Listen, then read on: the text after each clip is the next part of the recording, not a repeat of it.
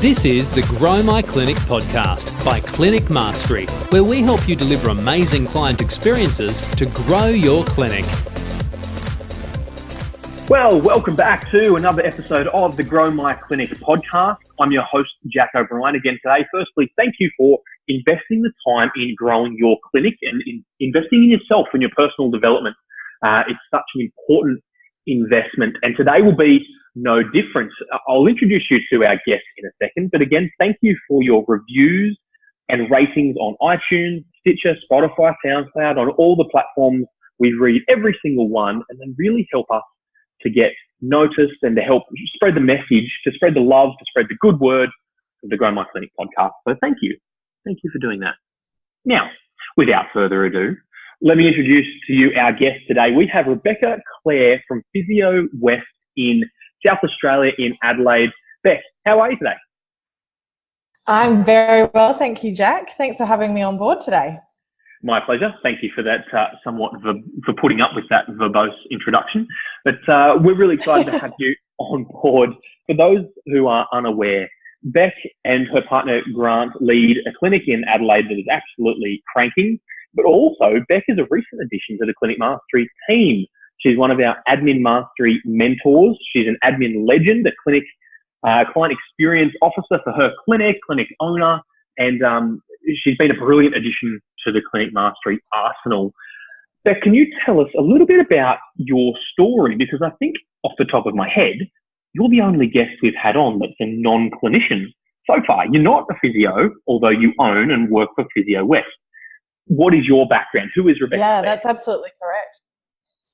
Yeah, so I actually started as a receptionist at PhysioWest. I started 10 hours a week while I was busy studying at uni, and I totally fell in love with the clinic. I then happened to fall in love with Grant as well, which, you know, that also happens along the journey.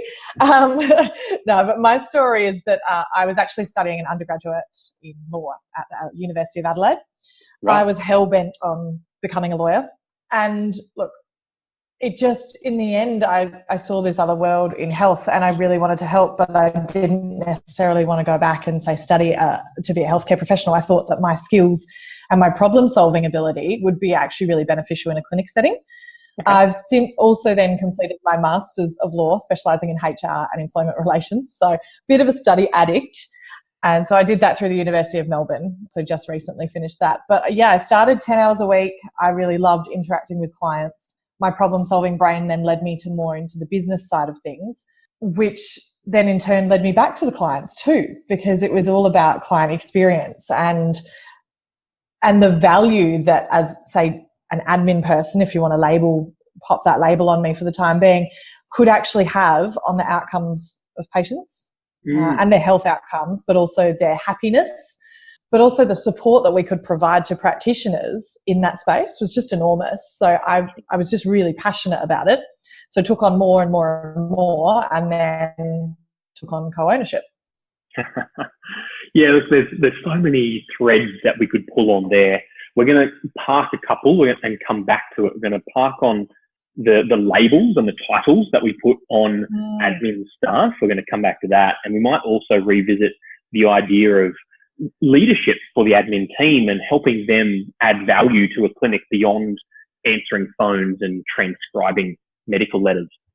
That's such a fascinating story for someone who studied law. Now, you're obviously a fairly clever cookie to be able to get into law, to be then able to humble yourself, be able to humble yourself in some capacity and, just jump on the phone and play a part in a humble secretary's role must have been such an interesting journey for you.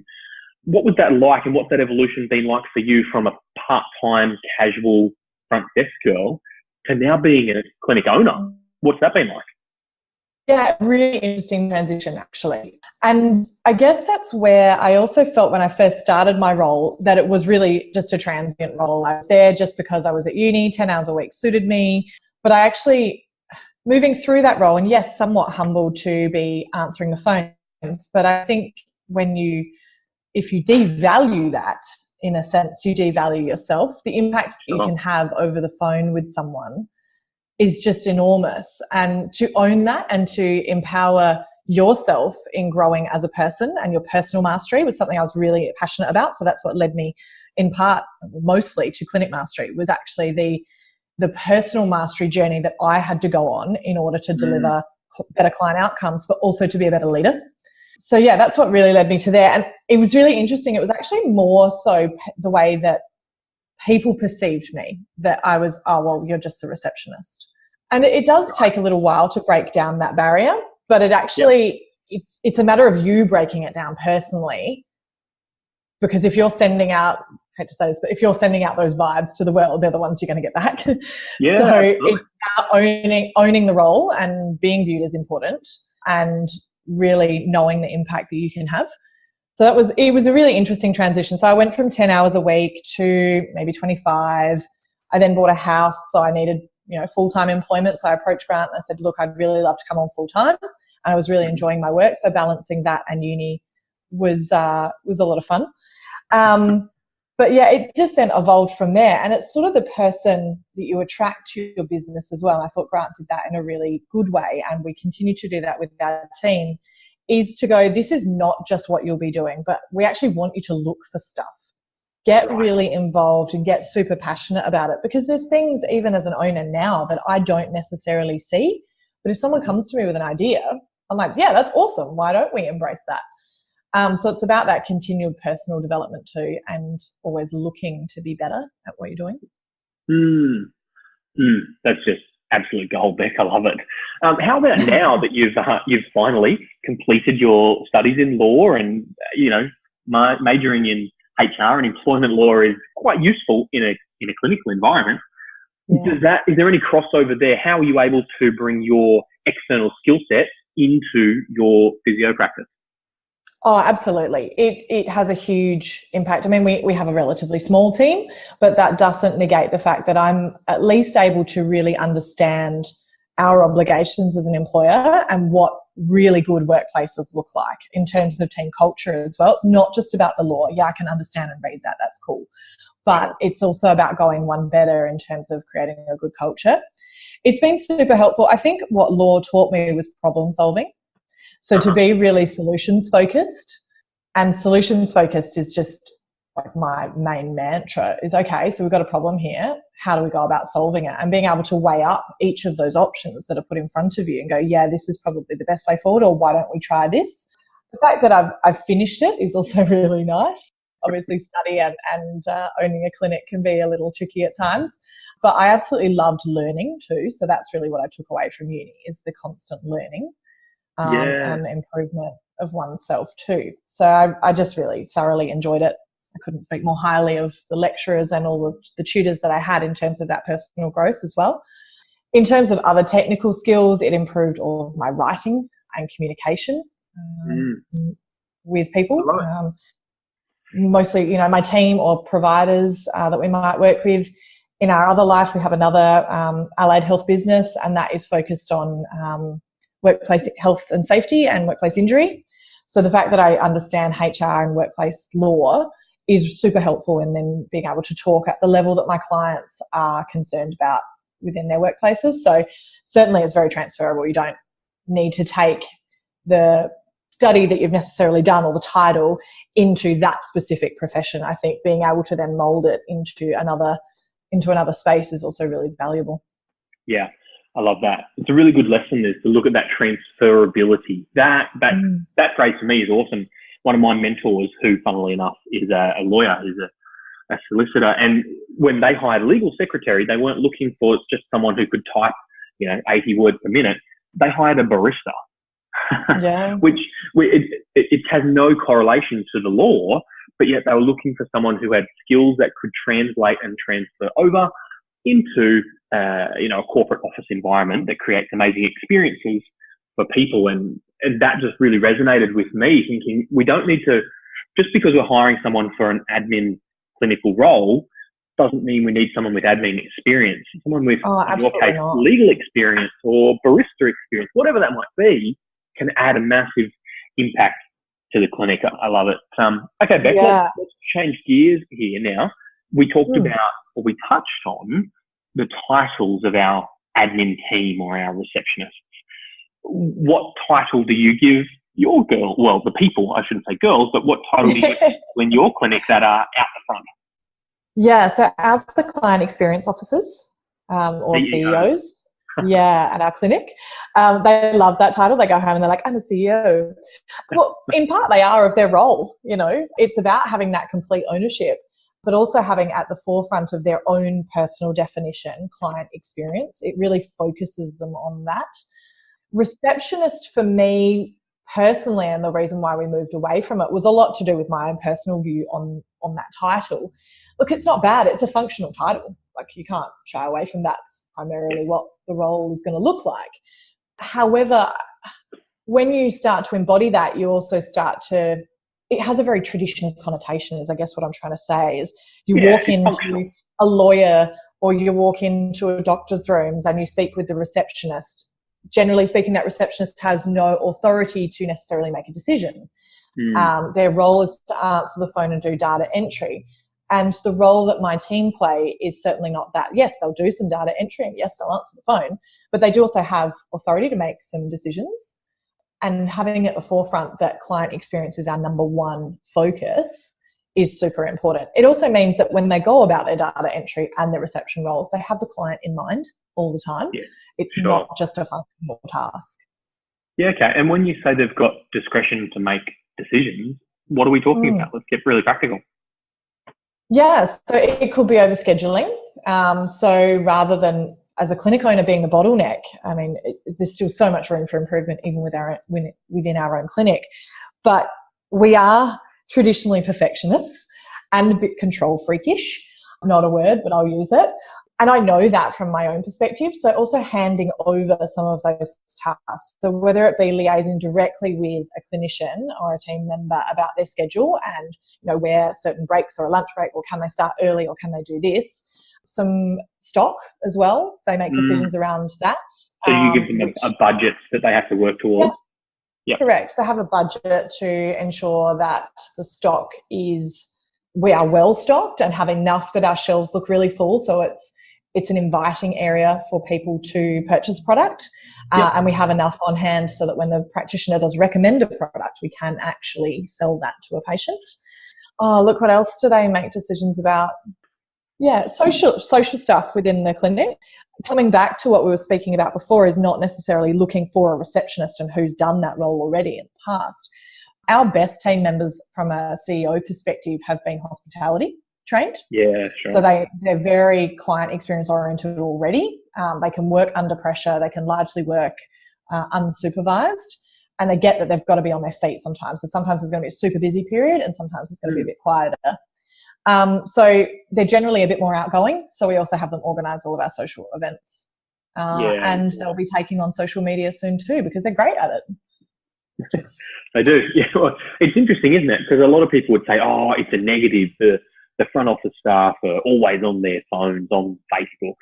But that's, like you say, you're a problem solver, right? So that's an opportunity to go, how can we leverage that social media awareness into a benefit for our clinic? It's not just pointing the finger and saying, you need to stop that. It's let's channel that energy for good. If we just take stock for a second there, if we take stock there for a second, we're talking about transferability of skills, we're talking about the right titles that bring the right focus. But what I would love your insights on is something you said earlier around creating an admin team or a CEO team that adds value to the clients. Can you speak to the leadership of that team, not just giving them a functional role, but how do you lead them? How do you empower them and bring the best out in them? Yeah, so we have regular what we call strategy sessions. And we use the word strategy because it also reinforces that we're constantly wanting to improve ourselves and also the way that we operate. So I have a weekly strategy session with my admin team, and we look at any of the problems that we may have faced in the last week, and we come up with solutions together. Because again, you can really be the bottleneck in your clinic and provide all the answers to your team, but it doesn't mean they're going to grow. It's about empowering them to go, hey, what do you think the solution might be to this problem? And they actually feel a sense of ownership over that solution. And you get the team communicating rather than them just coming to you. So in terms of, leadership, we have that session. If I'm not able to be there because I'm away or something like that, one of the other team members will run that session. We also come together as a whole group, and I regularly have our admin team run a whole group strategy session, so with all of the therapists as well, so that they feel like a valued member of the team. In terms of creating great client outcomes and value adding to the client, an admin team member or a CEO who knows every intimate detail of the clinic and is really passionate about it will add so much more value in ways that you cannot even imagine to your patients or to your clients. Whether it be the way that they interact on the phone or the little mannerisms that they pick up about a patient and then hand on to the therapist. It's that constant communication and building a great team, rather than, here's my admin team and here's my practitioner team. You also want to create admin roles where people feel a sense of ownership and they feel empowered, because there's a great Richard Branson saying, and I'll never get it right, but it's something along the lines of, train your team so that they'll leave and treat them like they won't. So give them all these skills, and traditionally an admin role is one that's a bit transient. But if they feel empowered, they're going to really own that role, and they're going to go away as a professional, because I believe that our CEOs are professionals as well at what they do. And professionals don't clock off at 5 o'clock and go home. They might be at the coffee shop and they see awesome client experience and they go, hey, I'm going to take that idea back to the clinic and put that in place. Or, hey, I saw that this didn't work so well. So it's about them owning the role and constantly seeing the world around them and relating it back to the workplace. You as owners are not the only ones who should be doing it. Your whole team should be doing it. And that's where you really create awesome client experience. Yeah, that is so good. There is so much gold in that. I think you're right. That strategy session or weekly mentoring, let's call it regular mentoring, whatever the time period is. As clinic owners, we often do that by default for our clinical team, but rarely does it cross our minds to do that for our admin team. And I know that Beck listeners are going, well, what do you talk about? That's a discussion for another day, and we cover that in exceptional detail. You cover it in exceptional detail in our Admin Mastery live event and our online program as well. So we can talk about that at another stage. So those regular mentoring meetings are incredible. And then talking about it as a career, as a profession, is something that people can grow into and upskill themselves that has a transferable skill. Tell me, Beck, what's been the result? What's been the outcome of investing that time, of creating that mindset and framework for those girls? I just see it. They come in to the clinic in just a totally different mindset. But not only that, they're coming up with solutions rather than me being the bottleneck or Grant being the bottleneck. Is they're actually putting forward solutions before I've even picked that there's a problem. They've gone, right, problem, here's a solution. I'm like, great, let's roll with it. They're looking at ways that we can constantly improve. But the thing that I'm most proud of, say, from an admin mastery perspective, was that there is actually a program created to help people in these roles become professionals. Like, there is almost no course that exists really for admin team members, yet they're so valuable. Like, we're entrusting our admin teams to answer the phone and to convert phone calls, because we actually can't provide awesome client experience and get patient outcomes unless they're in our door. Like, so that conversion is happening by someone who probably largely doesn't get invested in. A lot of roles, there's no mentoring or there's no courses for personal development. We're sort of just expected to know it. And that's, I guess, where, like, from my perspective, having come from an admin background, the training of admin teams is really something I'm passionate about. When Grant actually trained me mostly, and I was like, there's so many holes in this. Like, what is going on here? Am I just expected to know this? And largely, like, the trust that's really given to CEOs or admin team members is enormous. They are really the gatekeeper to a lot of clinics and a lot of businesses, no matter the field that you're in. And to be able to empower them and train them to be really effective in their role is just really cool. Absolutely. And so one of the things, like, tenfold. You can't put a dollar figure on it, really. No, you're absolutely right. For me, I think we've often viewed our admin teams through the lens of function. They're a necessary evil. I've heard of clinic owners, Beck, that refer to their admin team as a necessary overhead. I'm like, this team is not an overhead. They are the linchpin that our client experiences hang on. Such a vital component. And the beauty of Admin Mastery is that, yes, it does cover the functional elements of the job description of an admin team member, but also it's that mindset, personal development, abundance approach, and creating amazing experiences to grow clinics. I love what you've built at PhysioWest. I love what you're leading through Admin Mastery, and I bet my bottom dollar there's listeners here who want to find out more. So tell them if they want to see PhysioWest in action, where should they head? And I'll help with some links. Yes. Okay. Absolutely. You can head to our website. It's physiowest.net.au. It's a pretty insightful little website there. You can also follow us on Facebook at PhysioWest. But I am also a member of the Clinic Mastery mentoring team, so jump on there as well. Check out the profile. Happy for you to reach out.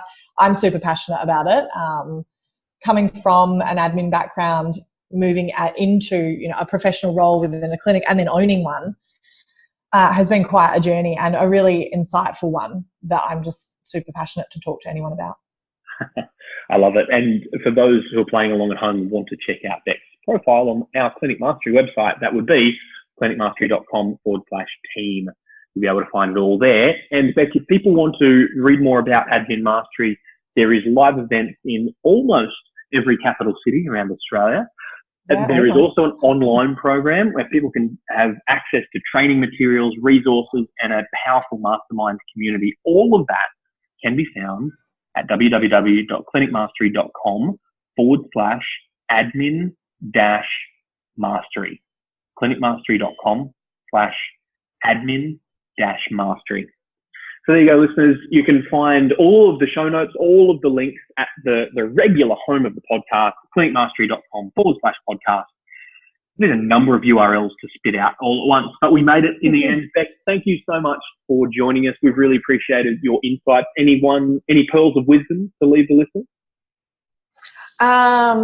If you're not a member of Clinic Mastery, do it. No, it seriously changed the way that I view my own personal journey, and realising that a lot of it came back to me and my leadership, and that's what needed to change first, and the outcomes have just been phenomenal. So thank you. Well, there you go. That's quite unsolicited, but very kind of you to share that, Beck. Listeners, thank you so much for joining us for today's episode. We look forward to bringing you another episode really soon. As always, thank you so much for reviewing, rating, and sharing this podcast. If you know a clinic owner who needs to hear this story about Beck Clare, please do share it. We really appreciate it, and we look forward to bringing you another episode really soon. This is the Grow My Clinic podcast by Clinic Mastery, where we help you deliver amazing client experiences to grow your clinic.